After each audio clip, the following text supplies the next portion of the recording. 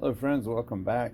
Tonight I'm going to do a little bit of work on the TRX, and this is my class 1 truck that has actually turned into one of my favorites. But tonight I'm going to do a little bit of work because after the Christmas crawl, underneath here was absolutely devastatedly dirty, and I just don't want to go through cleaning all that again. So what I've done is I've bought the Traxxas 8080 parts kit, and that's what it looks like there. I'll show you the kit. These are the inner fender wells for the rear of the truck, and it's kind of a cool thing because with the stock kit right here that you see, I'll try to get zoomed in for you. See where the shocks are right here?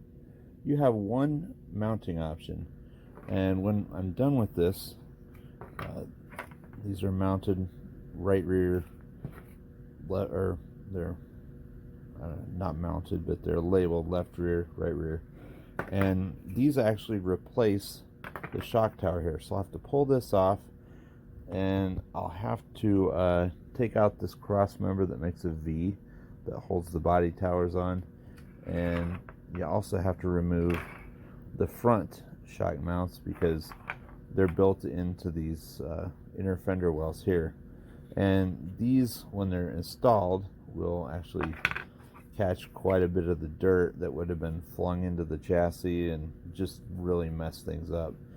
And they do add a little bit of weight, but a lot of weight's coming out too because all four of these stock mounts are coming out. So these are about 130 total. This is a battery mount for the front if you were going to do that, but I have my servo mounted up front. So this part, not even going to worry about. This part replaces this cross member back here that makes that V shape that you see here. So that's going away, and this will be this is a lighter piece that's just meant to go across and tie together the two rear wells. But anyway, I'm going to pull those off. And also, on a side note, when I bought this truck, these floor panels had been cut because they were running 2.2, so they're cut at angles, and I'm going to gain a little weight by replacing those. But the whole point here is to seal it up so I don't have to clean mud out of this entire area. I've got the new floorboards put in on both sides. This side took a little bit longer because it has the ESC and the winch controller and the antenna socket and all those things.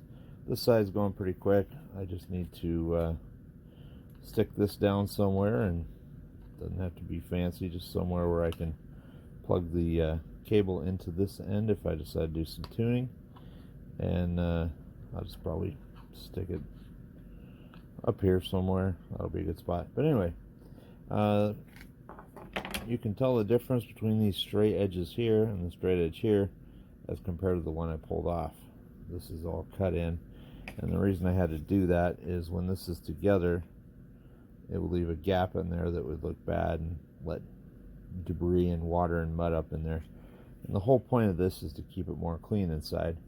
Like I said, this will probably hinder the performance a little bit at steep angles, but I don't think it would be enough to really worry about. I doubt if it even changes it a whole degree, but it might. We'll see.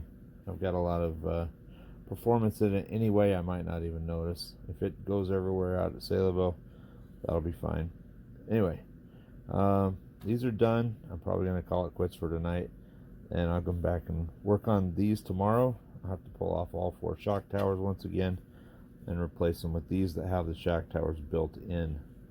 But it's coming along, and we'll do more in the morning. This is the left front shock tower, and it has the attachments for the panhard bar right here, and I'll show you this piece, the stock piece, compared to the piece I'm going to add here. All right, this piece here is replicated right there. Exactly.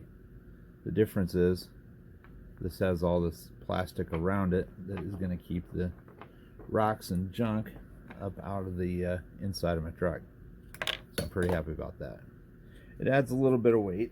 I believe it's about the weight of a AAA battery at every corner, and I don't think that'll really hurt it too much.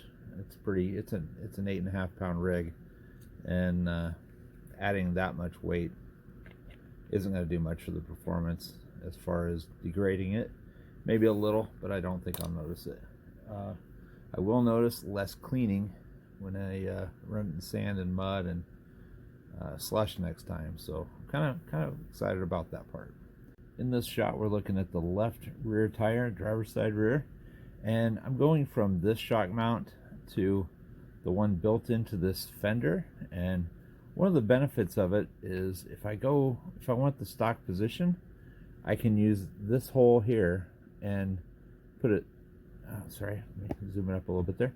I can use this hole here, and instead of the shock pinning through this way, it pins through that way, straight back. So I now have 4 options. I can have the shock lean forward, or actually maybe even slightly a little bit tipped this way, believe it or not.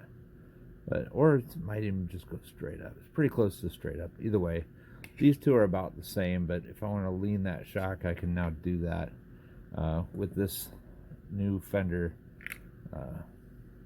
right there. That is the final finished product, and tomorrow I'm going to go through and add a rubber seal through here, and just so that there's a bit of a gap when I put the body on between the body and the edge of this fender, and I want that to completely seal off, so when I'm driving, if the tire's actually at this angle here, it won't shoot water and debris back into this area of the vehicle. I want that completely sealed. And I'll take a look at the back, and I probably will only seal it from about here down to here, so it can't fling anything into this area, because I'd like it to stay more clean than it has. When we go out to Banner and go to Banner Pits, it's at Somerset Park, the inside of this just gets filthy, and last time it took me an hour and a half to clean it. So I'll tolerate the extra 100 grams or so that these full inner fenders added to the car, but it's not all bad weight. On the back it is. You don't want any extra weight back there. At least I don't. I mean, worst case scenario, I run a smaller battery to compensate for it at competitions, and I've got 4 of them I can throw in there that'll work just fine. So I've lost nothing. Weight in the front is not bad. It's a little higher up than I'd like it to be, but I'm only adding roughly 12 grams to each side compared to what I took off. Actually, it's 13 grams different. So it's not much of a difference that I'll have all that protection for everything inside the vehicle. So I'll show you how I do this tomorrow. There's a kit you can buy that attaches to these. It's 8081 is the name of it. It might be 8081X or something like that, but if you type in Traxxas 8081, it will come up with the rubber kit that will seal this out. But I'm not going to buy that because I'm going to do something a little bit different that I think will work better and might even be a cleaner install. So we'll see. But pretty happy with how it turned out. Looks good. Looks like a new truck kind of now. So if I put my new body on it, somebody'd think it was brand new. Anyway, that's all for tonight in this video. Thanks for watching. We'll talk to you later.